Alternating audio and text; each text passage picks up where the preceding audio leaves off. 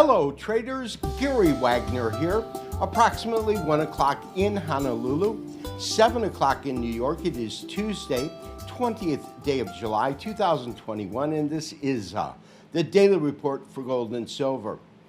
We had a mixed bag in the precious metals markets, with gold trading up fractionally on the day. There was some dollar strength, and silver selling off now for the third consecutive day. A total drawdown since Friday is about 5%.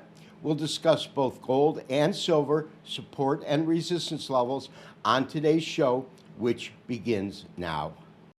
Unquestionably, this current leg of the rally has been composed of small steps at certain points when the market consolidates, and that's exactly what we're seeing today. We are looking at gold futures. This is basis the most active August contract at $1,810.20, putting it up $1 on the day. What is noteworthy is the fact that we saw a higher low and a higher high, but we'll touch upon these resistance points as we pull up our first gold chart.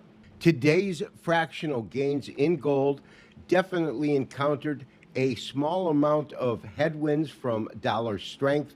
Currently, the dollar index is at 93, up about 0.1%. After 2 days of declines, we are finally seeing a uptick in gold today. As I said, gold traded with a higher high and a higher low.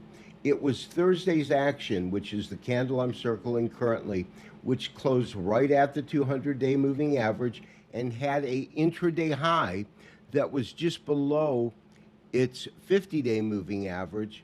We have failed to see that particular price point challenge on a closing basis, and that's precisely what we need to see in terms of critical levels of resistance that we need to break on a closing basis.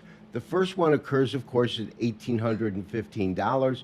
That's the 38.2% fib retracement. This retracement data set is very short. It covers the decline when gold was trading at $1,920 down to these lows of $1,750. After that, we did have a decline. This is Friday's candle. Of course, this is Monday's candle when it actually challenged the 100-day moving average and successfully recouped. And then today, fractional gains, small steps, with gold trading currently up $1 at $1,810. What is nice is we did get a higher high and a strong higher high until it met resistance at the 200-day moving average. Traders, maintain your current long positions in gold futures, gold forex, as well as GLD, and maintain your stops. Silver futures continued its strong decline now for the third day in a row. If you take a look at where the market opened on Friday of last week at about 26.37, and considering where it closed today at 24.96, we've seen a 5% plus decline in the price of silver within the last 3 trading days. Silver has been in a virtual free fall, and as I said, losing over 5% since Friday of last week. You can see that in these 3 candlesticks. It is very close to a pattern known as 3 crows. The reason I say close is that, as you can see, this body here falls within the prior body. When we look here, the tails are connected, but for this to be a pure 3 crows pattern, you would have needed an open that fell within the body of this first candle. Nonetheless, silver is trading under pressure. You can see the open now in Australia at 24.97. While we could find support at current pricing, I anticipate that silver could trade as low as approximately $24.67, and that is really based upon this low here that came in approximately this second week of April.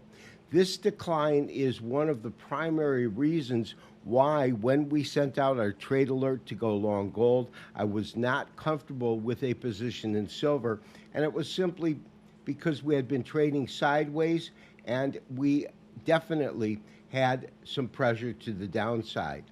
This has been Gary Wagner, wishing you, as always, good trading. We will talk to you tomorrow for the next daily update and review. Bye-bye.